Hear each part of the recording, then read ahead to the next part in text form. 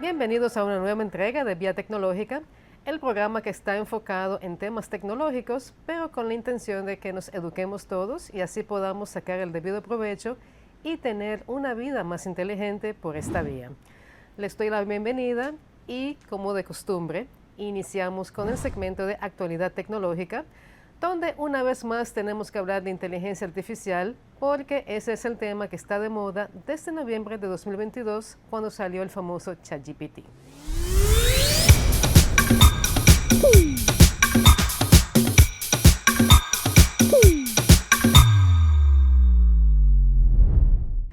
Quizás ustedes recuerdan que la semana pasada les hablé acerca de Google y lo que presentó esta compañía en su conferencia de desarrolladores Google I/O 2024. Una de esas cosas que presentó la compañía resultó ser un tanto controversial y llamativa al mismo tiempo, y estoy hablando de los AI Overviews, básicamente resúmenes que son generados por inteligencia artificial y que aparecen a usuarios de Google en Estados Unidos cuando realizan búsquedas en este lugar. Si bien es una idea que puede resultar atractiva desde el punto de vista de que cualquier pregunta que se haga en esas búsquedas va a tener una respuesta potencialmente inmediata y que nos ahorraría el tener que entrar a diferentes links, lamentablemente en la práctica las cosas no son tan fluidas como se hubiera querido. Google tiene un lamentable historial de pasar vergüenza cada vez que saca propuestas de inteligencia artificial y lamentablemente la tercera ha demostrado no ser la vencida para estos fines. Les hago un breve recuento de lo que ha pasado con Google en este tema de inteligencia artificial y sus esfuerzos por posicionarse en este campo. Hace un tiempo ya que Google empezó con Bard y esto era un chatbot que estaba supuesto a competir con ChatGPT. El problema es que en la misma demostración de Bard hubo un error que fue bastante garrafal y que se comentó extensivamente en su momento. Fue tan grande la vergüenza que pasó Google con Bard que hubo una serie de cambios y hubo una reingeniería al final que terminó incluso con un cambio de nombre. Ya ese chatbot no se llama Bard, sino que pasó a llamarse Gemini, y este es un nombre que abarca no solamente al chatbot, sino al modelo como tal de inteligencia artificial y una serie de sistemas que están asociados al mismo. Como parte de Gemini, por ejemplo, hay un generador de imágenes, tal como lo encontramos con el asunto de ChatGPT, que es de OpenAI. Y el problema estuvo en que cuando empezaron a verse las imágenes que crea Gemini, lamentablemente se dieron cuenta de que el modelo había sido entrenado con una fuerte influencia woke o progresista, para usar la palabra correcta, y eso afectó bastante los resultados, porque, para que tenga una idea, cuando se solicitaba, por ejemplo, una imagen realista de vikingos, aparecían personas de color y eso históricamente no es posible. Y es ahí donde se dan cuenta de que lamentablemente este tema de la inclusividad que tanto permea todo este sistema woke que se está viendo en series y en muchas otras áreas, pues también estuvo presente aquí. Google básicamente dijo que esto fue un error que fue humano y tuvo mucho que ver con el entrenamiento. Y desafortunadamente esa es la realidad, porque tienen ustedes que recordar que los sistemas de inteligencia artificial se alimentan y quienes los alimentan son humanos. Y todo va a depender de lo que se utilice para que ofrezca las respuestas que va a ofrecer. Pues bien, ellos parece que no aprendieron su lección y ahora con el tema de AI Overview pasó algo que es incluso peor. Cuando una persona en Estados Unidos hizo una pregunta de cuáles ingredientes lleva una pizza o cómo hacer una pizza, pues salió una respuesta un tanto graciosa donde decía que se recomendaba el uso de pegamento para evitar que el queso se saliera de su lugar. Obviamente nadie se va a comer una pizza que tenga pegamento. ¿Y qué fue lo que pasó aquí? Al parecer, están muy influenciados los resultados de esta parte de la búsqueda de Google por algo llamado Reddit. Y Reddit probablemente algunos de ustedes lo conocen porque este es un foro que tiene un buen tiempo de existencia y donde básicamente las personas entran y hablan de diferentes temas y ofrecen sus opiniones. Reddit es un lugar donde no necesariamente la información que vamos a encontrar es precisa o está científicamente avalada, o está avalada por nada en realidad, sino que son opiniones, y muchas de estas opiniones son sarcásticas. Y ahí es donde viene el problema. En febrero de este año, Google y Reddit llegaron a un acuerdo de utilizar los contenidos de esos foros para fines de entrenamiento de los sistemas de inteligencia artificial de Google. Aquí estamos viendo el resultado y la verdad es que no puede ser peor. El ejemplo de la pizza es solo uno. Otro caso que se ha comentado mucho es una pregunta donde el sistema de AI Overview sugirió comer piedras por su alto valor nutritivo. Definitivamente no es lo que estamos buscando a la hora de utilizar una inteligencia artificial y esto es algo que le va a salir caro a Google porque ya van 3 veces que pasan la vergüenza de una manera bastante espectacular. Vamos a salir entonces momentáneamente del tema de inteligencia artificial para empezar a hablar acerca de GameStop. Es posible que algunos de ustedes recuerden que esta compañía, que se dedica básicamente a la venta de videojuegos, hizo historia en el año 2021 porque los activos de repente empezaron a subir como la espuma en lo que se conoce como un rally en el término de lo que son los mercados de valores. ¿Y qué fue lo que pasó en ese momento? Pues sencillo.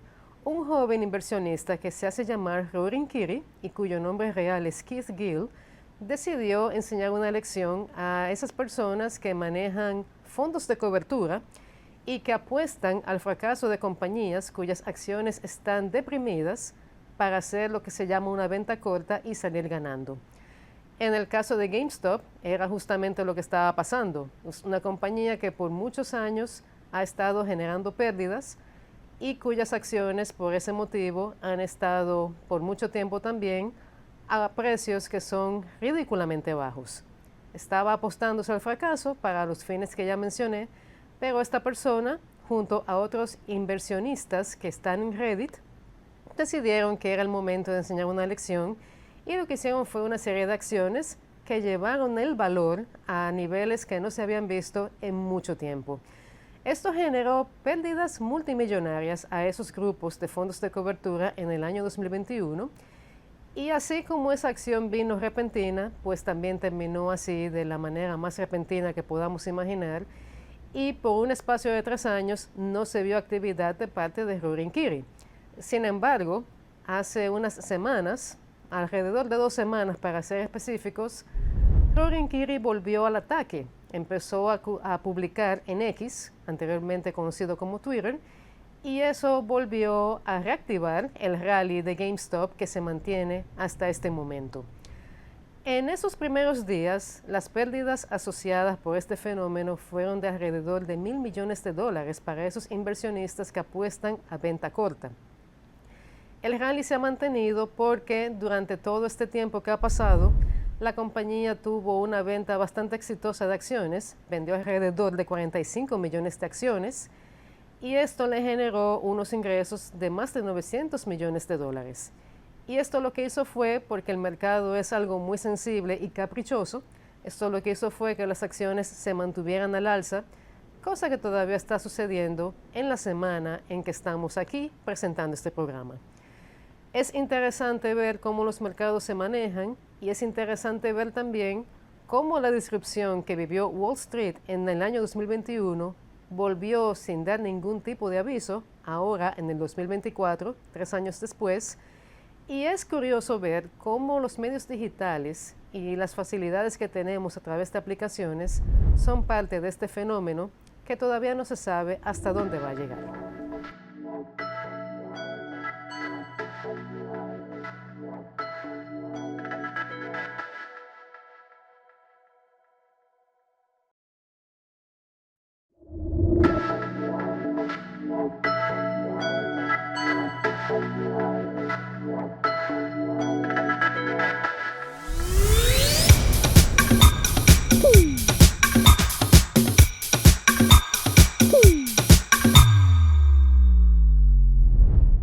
En esta segunda parte de actualidad tecnológica voy a hablar acerca de Apple y es inevitable volver a mencionar el tema de inteligencia artificial porque ya ustedes saben que esta es la tendencia del momento.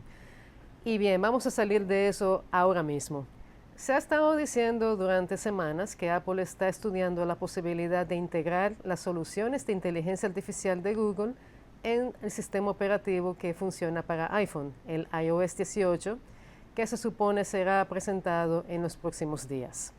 Sin embargo, hay reportes que indican que se mantienen las conversaciones con OpenAI, y lo cierto es que con el historial que tiene Google de todas las fallas que ha estado viéndose con lo que ha presentado de inteligencia artificial, es muy posible que la movida de Apple se vaya más por el lado de OpenAI, y en términos de percepción posiblemente sea lo mejor, porque hay algunos usuarios que desde que se dio a conocer que se estaba conversando con Google, presentaron oposición. O sea, se quejaron de que posiblemente esta sea una solución inferior y que no es algo que quisieran ver en iPhone. Pero bien, de Apple hay muchos temas que tratar, porque hay rumores que indican que es muy posible que en el año 2025 estemos viendo finalmente un plegable de esta compañía. Ustedes saben que los teléfonos plegables, y aquí puedo mencionar a modo de ejemplo el Galaxy Z Fold y Galaxy Z Flip de Samsung, es algo que viene viéndose con fuerza desde el año 2020. Sin embargo, Apple no se ha querido meter en esta onda, y todo obedece a que Apple es una compañía que no necesariamente sigue tendencias, sino que ve las tendencias, las analiza, las estudia y trata de perfeccionarlas antes de meterse en el ruedo. Supuestamente es lo que ha estado ocurriendo, porque hay evidencia de que Apple ha estado trabajando con este concepto de plegables, y hay incluso patentes que han sido otorgadas para los fines. Recientemente hubo un reporte de 21 patentes que fueron otorgadas a Apple, y una de esas patentes, que fue otorgada por la Oficina de Patentes y Marcas Registradas de los Estados Unidos, tiene que ver con un teléfono que tendría un formato plegable, pero la característica más interesante es que este tendría una pantalla que podría repararse por sí sola. Es muy posible que se trate de un material flexible, lo cual iría perfectamente con el concepto plegable, y al ser un material flexible posiblemente sea menos resistente que los materiales que se usan en la pantalla del iPhone, por ejemplo, que es algo rígido, y por ese motivo quizás sea más propenso a rayaduras y otro tipo de accidentes. En esta parte es importante tener la cualidad de autorreparación, porque ciertamente es algo que ocurre mucho con esos materiales que son muy flexibles, y lo que se reporta es que posiblemente esta autorreparación se logre aplicando un poco de calor a la zona afectada. Es interesante porque la patente indica que posiblemente los planes estén alineados para 2025. Había gente que estaba contando con una presentación en septiembre de este año, y menciono septiembre porque ese es el mes en el cual Apple normalmente presenta la nueva familia de iPhone. Pero todo indica que para septiembre de este año lo que se estará viendo es únicamente los nuevos iPhone y nada que ver con plegables. En este tema debo agregar que hay también rumores de que no solamente sería un teléfono plegable lo que Apple podría estar presentando en el 2025, sino que también habría una tableta, y esta tendría una pantalla con un tamaño de 10 pulgadas. En el caso de teléfono plegable, supuestamente ya Apple tiene el nombre y sería iPhone Flip, lo que indica que sería un teléfono tipo almeja o clamshell, como le llaman. Y para que tenga una idea de lo que es esto, ahí está el caso del Z Fold Flip de Samsung, y también los Motorola Razr, que son flexibles, tienen esa cualidad de que son tipo almeja. Supuestamente este iPhone Flip vendría en 2 tamaños, pero no hay detalles porque todo esto está basado en rumores. Eso sí, debo de decir que uno de esos rumores los da una de las personas que da más seguimiento a esta compañía y que usualmente no se equivoca en las predicciones. Se trata de Ming-Chi Kuo, y es un analista que lleva muchos años haciendo este tipo de predicciones. Con esto llego a la parte final de actualidad tecnológica, pero quédense ahí que falta mucho más de vía tecnológica.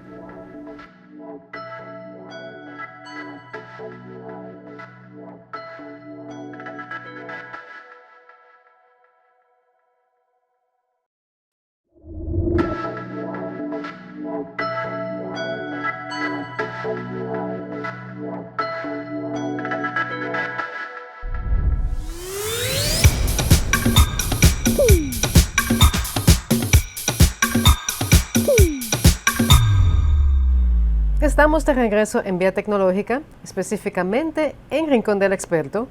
Y este va a ser un Rincón del Experto un poquito diferente, como pueden quizás observar, porque me acompaña aquí Héctor García, quien es sommelier. Bienvenido, Héctor. Muchísimas gracias. Para mí un placer estar aquí con ustedes, de verdad que sí. Sabes que la primera pregunta que tengo que hacer, y es obligada, ¿qué es un sommelier? Bueno, un sommelier es un experto en vino, pero no solo en vino. Un sommelier es una persona que tiene la capacidad de poder transmitir los conocimientos del vino y de también poder hablar precisamente de lo que hay en una copa.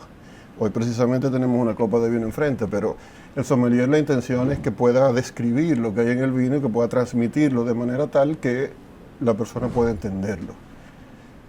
Si te sintetizo, un sommelier es un experto de vino que tiene que ver mucho con ese contacto del cliente o del comensal en un restaurante, en un buen hotel, y que hace las recomendaciones de los vinos versus los platos que van a estar consumiendo. Pero no solo de vino, también es una persona que debe conocer de agua, de puros, de aceites, de comida, de muchas cosas. Claro, porque tienen todo que ver con la experiencia de consumir un buen vino en el contexto o en el ambiente en que estemos. Sin duda. Bien, ahora que sabemos que Héctor es en efecto un experto en vinos, la otra pregunta obligada que muchos de ustedes están haciendo es ¿qué tiene que ver vinos con tecnología? Y la respuesta es que tiene mucho que ver. Recuerden algo, el programa se llama Vía Tecnológica y la razón es muy sencilla. La tecnología está en todas partes. Y hoy estamos demostrando el punto con este tema que es sumamente interesante. Sí. De hecho, ya que hablamos de qué tiene que ver el vino con la tecnología, bueno, como muy bien lo dices, el vino está muy de la mano con todo lo que es tecnología. ¿Y cómo se puede, cómo puedo decir esto? ¿Por qué digo esto? Bueno, porque en los viñedos que son las parcelas de vino, que son los lugares donde la gente, donde los enólogos, que es quien hace el vino, cultiva la uva, lo que hace es precisamente que para poder monitorear esa uva se mantiene haciendo diferentes experimentos, y esos experimentos vienen de la mano con drones que pueden estar volando el viñedo y que miden la temperatura, drones que miden incluso sensores que pueden medir la brisa, sensores que pueden medir la humedad del suelo. Quiere decir que la tecnología está muy bien ligada al mundo del vino y que incluso el mundo del vino es tan importante hoy en día la tecnología que por eso precisamente estamos probando cada vez mejores vinos y cada vez vinos con menor costo versus precio-calidad, ¿no? Sí, porque hay un tema de eficientización que viene por esta vía de tener el conocimiento de cuáles son las condiciones, cuál es quizás el momento más óptimo de hacer el cultivo y de recoger la cosecha. Y hay una serie de facilidades que vienen por ahí, no solamente con drones, sino que hay mucha inteligencia artificial por el medio. Y es algo que comentaba antes de iniciar este Rincón del Experto, que quizás por lo que se ha estado viendo, mucha gente piensa que la inteligencia artificial es simplemente un chatbot como ChatGPT, algo que te crea texto, imágenes, pero es un tema mucho más amplio, es mucho más dinámico y tiene muchas aplicaciones. Y aquí lo estamos viendo una vez más. Sin lugar a dudas. De hecho, hoy en día, cuando nosotros hablamos de producir un vino, de elaborar un vino, en el momento de la fermentación del vino, que fermentación es más que transformación de azúcar en alcohol por medio de las levaduras, esas levaduras, que son microorganismos, precisamente se monitorean con inteligencia artificial. Precisamente se mantiene constantemente verificando que las levaduras son las óptimas para, dependiendo de la variedad de uva que yo voy a utilizar, del resultado, el resultado que yo busco como enólogo, como experto. Sin embargo, también la inteligencia artificial es importantísima para el mundo del vino porque en esos estanques que son de acero inoxidable donde se fermenta el vino, también hay una doble capa que precisamente yo puedo cambiar los niveles de temperatura que tiene esa capa interior, y es precisamente con inteligencia artificial que se puede manejar, que se puede monitorear y que se puede llevar a que la fermentación sea la idónea y que sea con la temperatura correcta que quiere cada productor. Incluso la tecnología llega al momento del almacenamiento. Por supuesto. Porque hay algunas capas que son inteligentes en el término de manejo de temperatura. que adaptan la temperatura dependiendo del tipo de vino que estemos colocando, o tienen quizás compartimientos que son para vino blanco, que tiene una necesidad distinta al vino tinto, pero también para cava, champán y otros tipos de bebidas que necesitan refrescarse por un tiempo antes de ser consumidas. Completamente. De hecho, cuando hablamos de cava, hablamos de la nevera donde se guardan los vinos, para que la gente que no está mirando pueda entender más llano. Cava puede llamarse cava a la nevera donde están los vinos, que esa nevera, dependiendo del tamaño que tiene, va a tener 3 niveles de temperatura, 3 rangos de temperatura.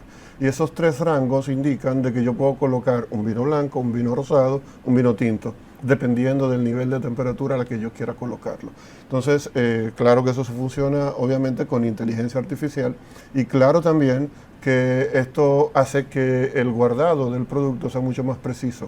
O sea que otra vez hablamos de que la tecnología tiene mucho que ver con mantener el vino, pero no solo pasa con esto, sino que pasa también con las etiquetas. Hay etiquetas inteligentes, hay etiquetas que traen un sello, pongamos un chip, un transmisor, que tiene mucho que ver con y funciona con tecnología NFC, que tú acercas el celular a la botella y automáticamente te dice las características del producto, te dice la temperatura a la que está ese producto en ese momento, y te dice también el color.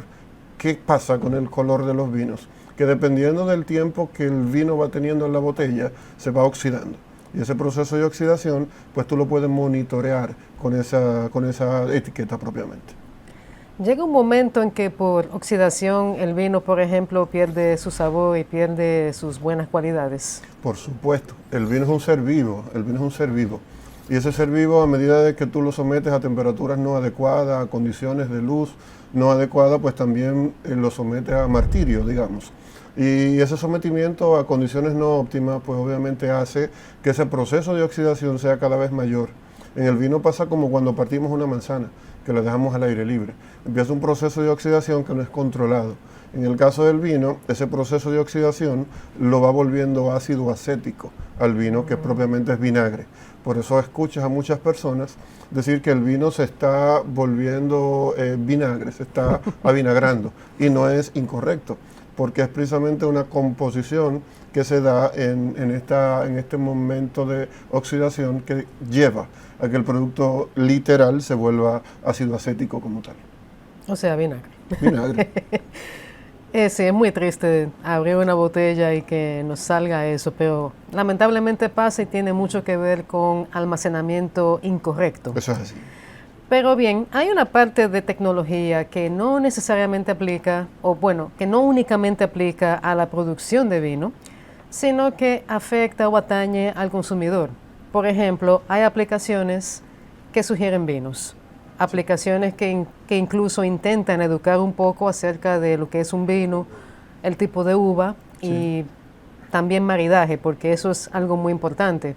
De hecho, creo que estamos viviendo un momento, socialmente hablando, donde el vino se ha vuelto muy importante. Tiene un nivel de popularidad que quizás hace unos 15 años no lo tenía. Hay mucha gente ahora mismo que se está interesando en saber más de vinos y en saber el correcto apareamiento. No solamente disfrutar un buen vino, sino cómo disfrutarlo complementado con la comida adecuada. Y hay aplicaciones para eso. ¿Hay alguna opinión que nos puedas compartir acerca de estas aplicaciones? ¿Alguna consideración? Sí, por supuesto. Hay un sinnúmero de aplicaciones, hay 2 muy conocidas. Hay una precisamente que una vez que escanea la foto te da un rating, te da un porcentaje, te da una puntuación, y esta puntuación tiene mucho que ver con puntuaciones que le otorga el consumidor final al producto. Quizás es una aplicación que lo que tú consigues en ella es lo que el cliente final observa, lo que el cliente final prueba, y es precisamente esa premiación que le da el cliente. Sin embargo, hay otras que son un poco, que ya quizás son de pago, que son aplicaciones que tienen mucho que ver con la experiencia del experto. O sea, que es puntuado igual de la misma manera, colocándole desde 1 hasta 5 puntos o 5 estrellas. que tiene mucho que ver con los expertos, los sommeliers, las personas que se manejan en el mundo del vino que dan estas puntuaciones. Sin embargo, esas que te comento, o esa aplicación que te comento, tiene mucho que ver con que algunas bodegas envíen a los que manejan la aplicación algunos productos para que puedan ser catados, para que puedan ser disfrutados, degustados.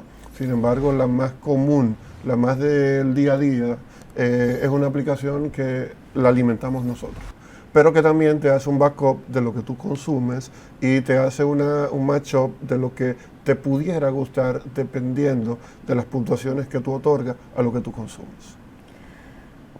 Según tu conocimiento, ¿hay alguna aplicación dominicana que haga ese tipo de recomendación o quizás planes de sacar alguna? Planes sí. De hecho, hay varias personas que están a modo de prueba haciendo algunas aplicaciones. Sin embargo, todavía no están presentes en ninguna App Store ni en ninguna plataforma donde se pueda descargar. Pero sí hay dos sommeliers de hecho que están intentando hacer una aplicación interesante donde podamos, que tengamos un valor agregado a lo que ya tienen estas. Y ese valor agregado va a ser, hablando de maridaje, pero también hablando de lo que tiene que ver con la cadena de distribución del producto. Muy interesante. Y una pregunta más que tiene que ver con aplicaciones también. ¿Qué puedes tú recomendar a gente que quizás no cree en aplicaciones o que no tiene el acceso a estos recursos, pero que quiere aprender sobre vinos? Bueno, ¿qué le puedo recomendar? Que simplemente sigan al Sommelier RD, que soy yo, y que bueno, este mundo es como la cadena alimenticia, yo siempre digo, que probando es que se sabe. El mundo de los vinos hay que ir probando, el mundo del vino hay que ir cada vez tratando de conocer productos diferentes. Pero si tengo que mencionarte algunos espacios donde la gente hay muchos lugares donde la gente puede aprender sin ningún costo. Por ejemplo, hay algunas páginas en YouTube que luego te la puedo compartir donde la gente puede disfrutar de una buena conversación de vino y donde la gente puede incluso poder aprender sobre cursos de vinos sin necesidad de ir a un taller, sin necesidad de ir a un lugar. Pero lo ideal es que la gente se acerque a personas que imparten talleres, que imparten cursos, donde pueda no solo aprender teoría, sino que también pueda probar. Excelente información. Con esto nos vamos a ir a una breve pausa, pero al regreso seguimos aquí con Héctor García.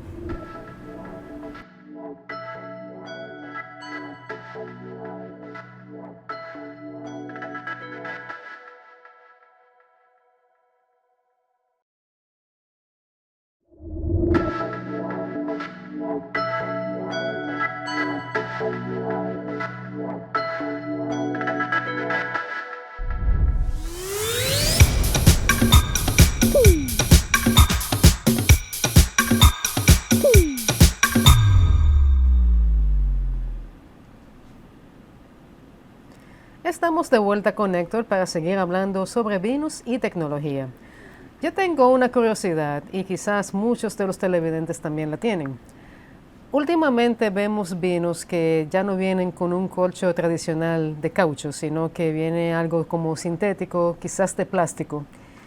Y hay la creencia de que esto afecta el sabor del vino o la calidad del vino como tal, pero no necesariamente sea correcto, y lo más interesante es que hay un motivo detrás de este cambio. Quisiera que nos hables de esto, por favor. Sí, bueno, cuando hablamos de los tapones con lo que viene una botella puede venir con 4 tipos de tapones. Un corcho, que es corcho natural.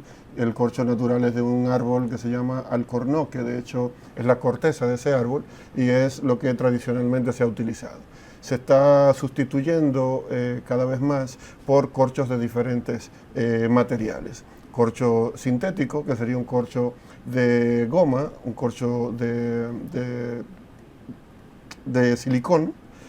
¿Qué pasa con este corcho versus el corcho natural? Bueno, que el corcho de silicón se utiliza, no es permeable como el corcho de material natural de madera.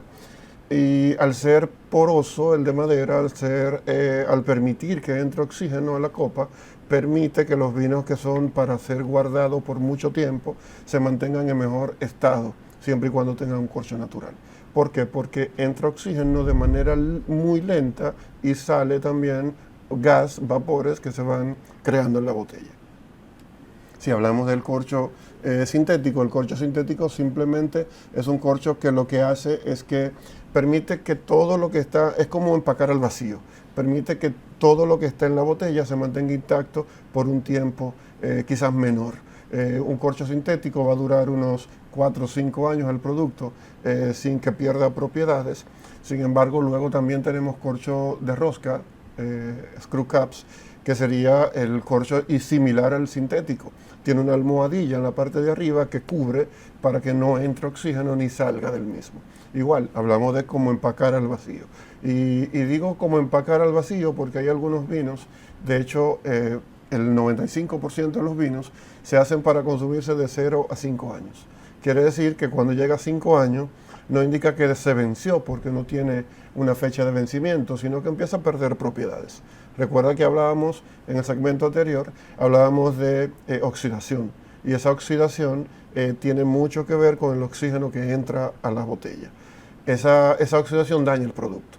Con el corcho sintético, con el corcho de rosca, con la tapa de rosca más bien, esa oxidación no es tal, no sucede. Pero no puede durar tampoco más de 5 o 6 años porque crearía aromas de estancado, aromas de guardado, que no pasa con el corcho natural. El corcho natural permea, pero fluye, entra oxígeno y sale, y eso permite que los aromas de estancado que se puedan guardar pues no sucedan porque se evaporan. Mira, muy interesante esa explicación. Y posiblemente la gente no se imagina que ciertamente un vino puede oler a guardado. Por supuesto. Un olor bastante peculiar y que no es nada agradable. Y tiene mucho que ver con eso de que tiene mucho tiempo guardado, precisamente. Claro. Pero también hay otra pregunta que se relaciona un poco y es la forma de la botella. Okay. Hay algunas botellas de vino que la parte baja es plana. Hay otros que tienen lo que podría llamarse un hundimiento. Sí, una concavidad. Exacto, una concavidad. ¿A qué se debería eso? O sea, ¿esa es una diferencia en diseño que tiene alguna explicación, algún efecto? Sí, tiene diferentes, hay mitos sobre esto. Y alguno de los mitos es que la gente entiende que el vino que tiene esa concavidad, esa profundidad mayor, es de mayor calidad. Y nada que ver con esto. Lo que sí implica esa concavidad que tiene la botella es que en el champán, que es para lo que se creó, o el vino espumoso, que es para lo que se creó, antes, al no tener esta concavidad y ser plana la botella, lo que sucedía era que la presión que había en la botella se quedaba estancada en el fondo y no se disipaba.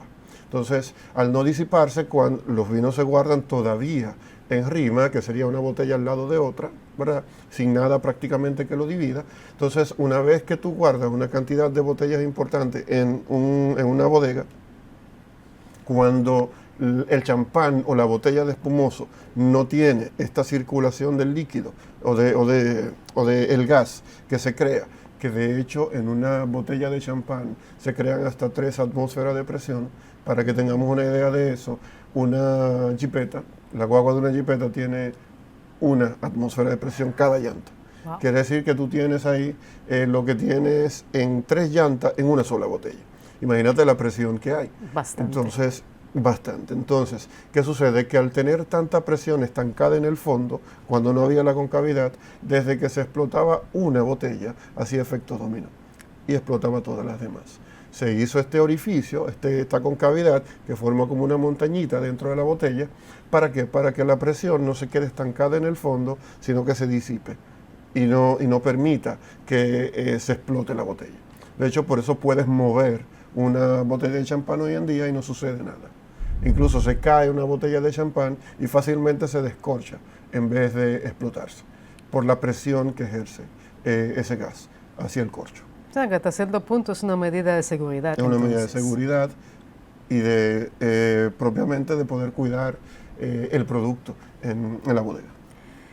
Volviendo al corcho, ¿qué motivos hay por los que se está cambiando de corcho tradicional a los que ya mencionaste, que son sintéticos o diferentes? Sí. Bueno, un motivo principal para poder hacer una producción de corcho necesitamos unos 25 años de la planta creciendo. Esos 25 años de la planta creciendo crea una corteza, una piel, una cáscara lo suficientemente gruesa para desvestirla y hacer corcho de ella. O sea que no es la madera como tal, sino la cáscara del árbol. Tiene que pasar 25 años, reitero, para poder quitar esa cáscara y luego someterlo a un proceso de curado y tratamiento y todo esto. Ahora, una vez que tú quitas la primera corteza, tienes que pasar unos 8 años seguidos para tener una segunda producción. Quiere decir que en 33 años tú tienes 2 producciones de corcho. Sin embargo, es tanto lo que se produce de vino, año tras año, día tras día, que no es suficiente la cantidad de corcho que se estaba produciendo versus las botellas. Entonces, obviamente había que buscar alternativas que puedan ser duraderas y que puedan hacer la función importante que hace el corcho, aunque en menor proporción en una de ellas. Y es más por eso, se está migrando hacia screw caps, se está migrando hacia corcho sintético, pero es más para, no es un tema de abaratar costo como mucha gente pudiera pensar.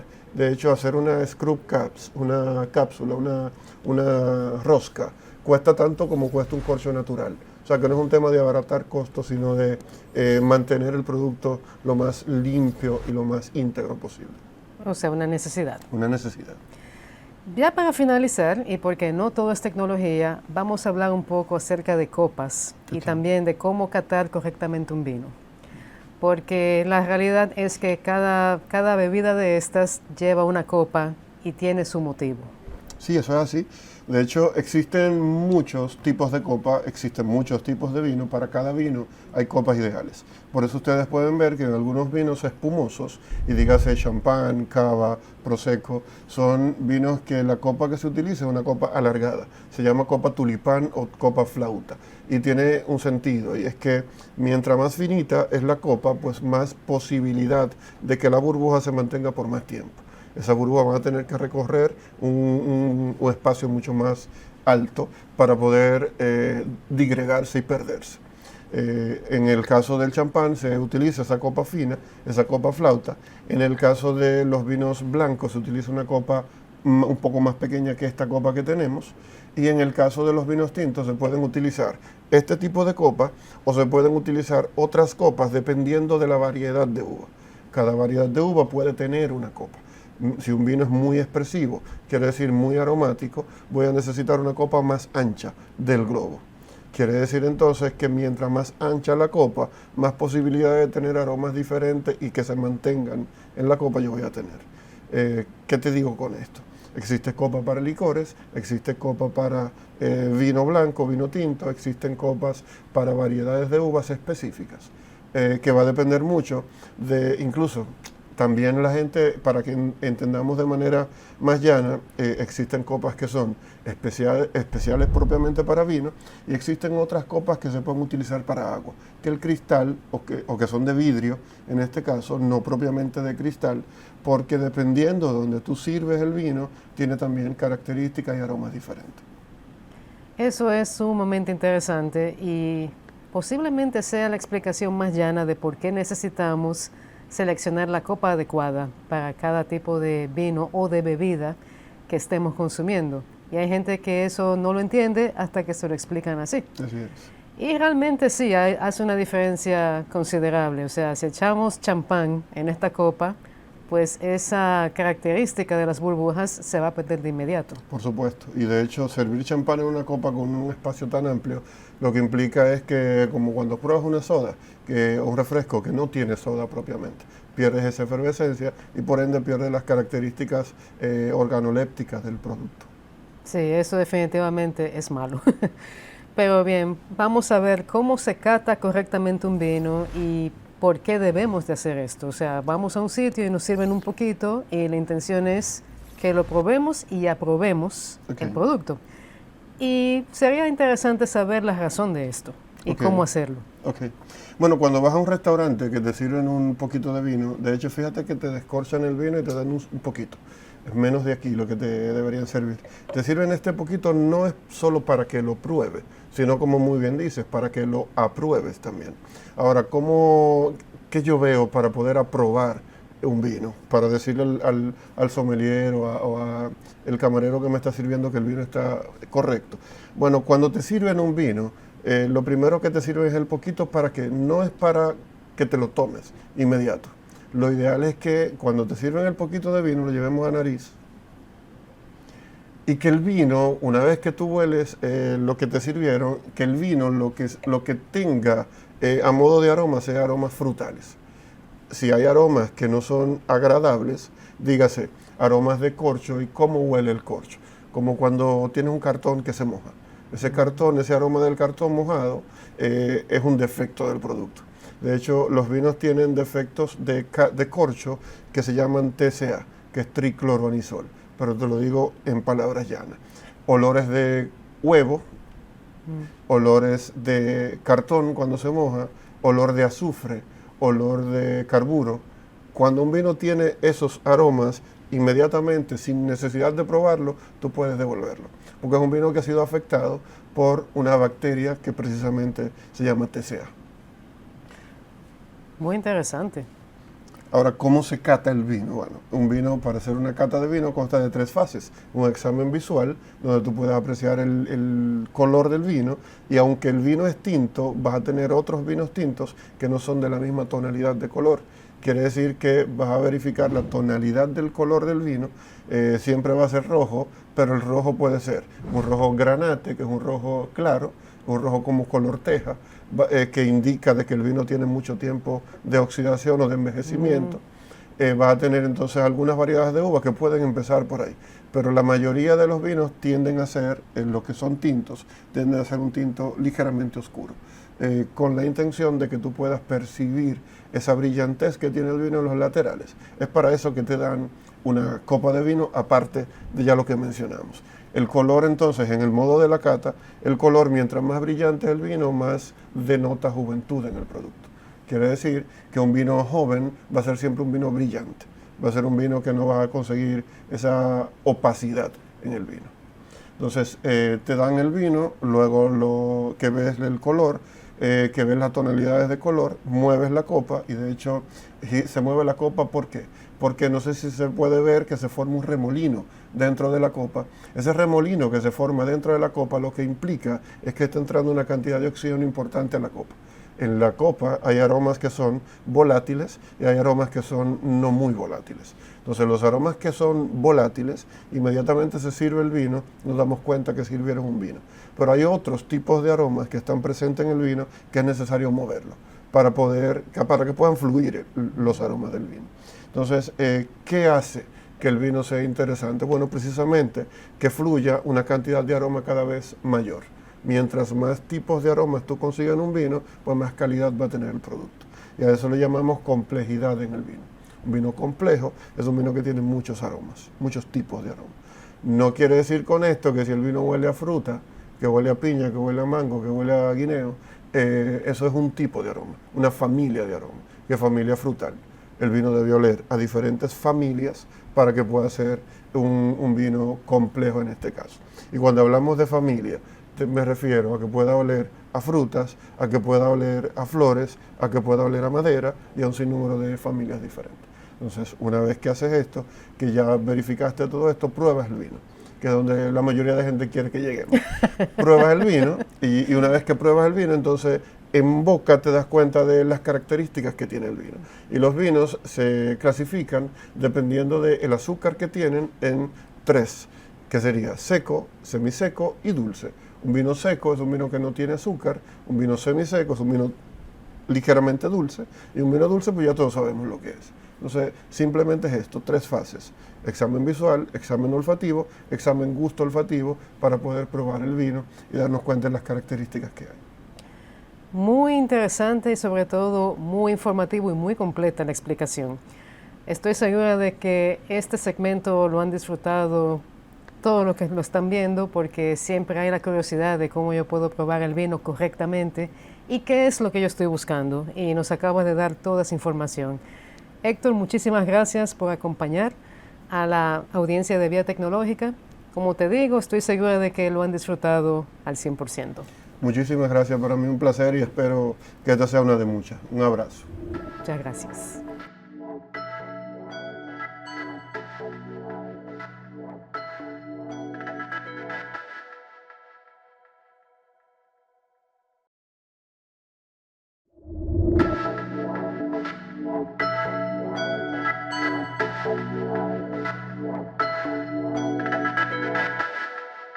Luego de la interesante intervención de Héctor, vamos a pasar a Ritmo Tecnológico Local, donde vamos a echar un vistazo a los nuevos televisores con inteligencia artificial que presentó Samsung para el mercado dominicano.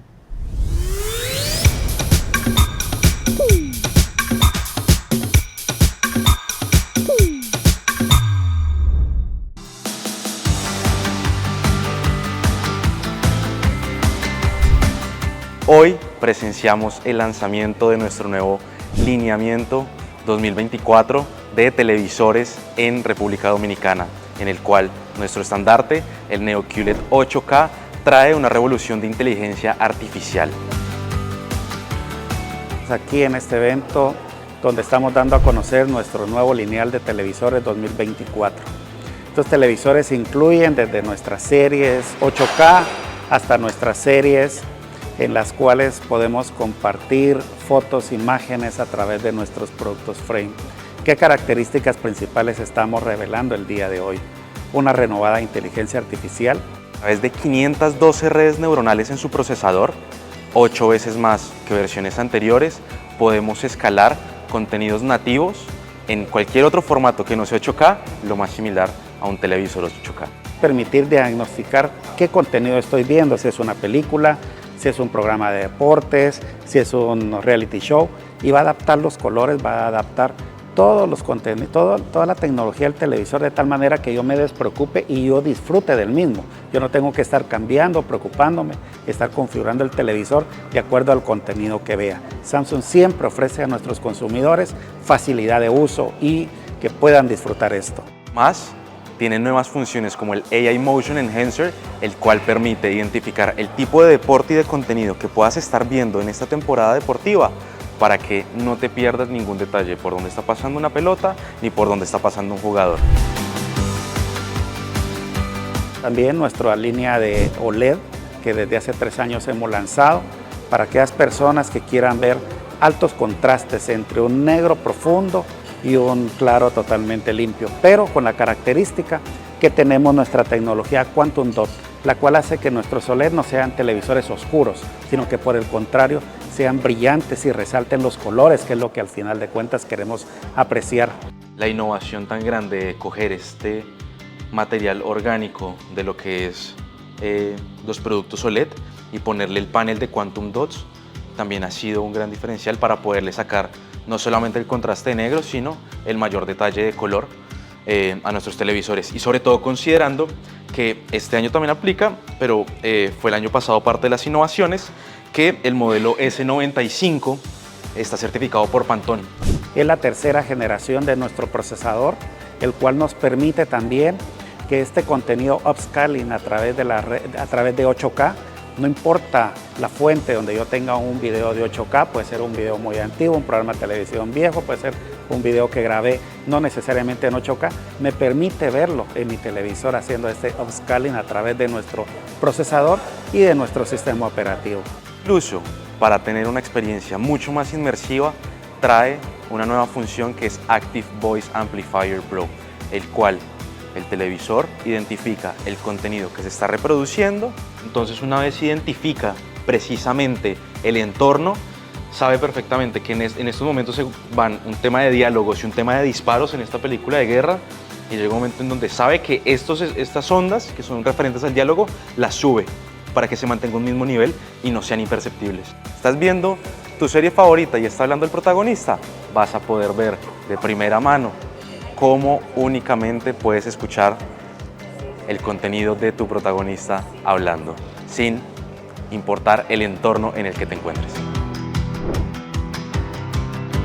Hemos lanzado también el día de hoy Music Frame, que es nuestro nuevo dispositivo de audio, el cual también es un arte que yo puedo colocar al inicio de la pantalla, poniendo una foto si yo lo deseo así, o bien haciendo un customizado de acuerdo a la decoración que tenga. Es la conexión perfecta entre el televisor y la barra de sonido para que no pierdas ningún canal de audio de estos dos dispositivos, lo puedas conectar de manera inalámbrica y con Dolby Atmos. Permite que con una barra de Samsung podamos tener ese Q Symphony y saquémosle todo el provecho sin cables. Finalmente tenemos una actualización de nuestros televisores Frame, que al final de cuentas son televisores QLED, que hoy en día traen una certificación de Pantone 100% color. ¿Cuál es la razón de contar con un D-Frame en la casa? Hacemos que nuestro televisor se personalice, es mucho más personalizable, es una de las opciones mucho más personalizables, en donde personalizamos su marco, podemos escoger la hora que esté puesta en el televisor. También el D-Frame cuenta con Q Symphony con Dolby Atmos, también se puede combinar con, por ejemplo, la barra que tenemos ahí al fondo, o también tenemos una serie de barras que las llamamos las Ultra Slim, que son mucho más enfocadas en el diseño, pero sin perder poder en ese tipo de escenarios. Entonces también lo hace mucho más personalizable y permite que tengamos un entorno y una experiencia mucho más completa. Estos productos también cuentan con la seguridad de Samsung a través de una nueva característica que hemos tenido hace años en los celulares, que es Knox, que es nuestro sistema de protección. Hoy en día esto asegura la información en el televisor para que la información sensible, mi usuario, tarjeta de crédito que está relacionado a una cuenta de streaming, no pueda ser hackeada, no pueda ser robada. Así que es una característica nuevamente para que nuestro consumidor final, ustedes, disfruten de nuestros televisores y compartan con familia y amigos. Muchas gracias.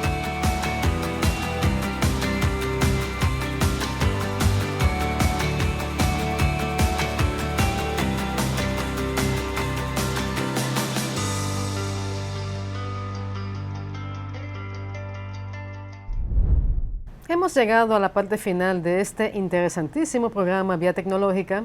Este fue definitivamente especial y diferente gracias a la participación del sommelier y espero que hayan aprendido mucho con él. Ya con esto me despido y les recuerdo que sigan las redes de Vía Tecnológica y también de BTV Canal 32 para más detalles y para seguir la programación. Hasta la próxima.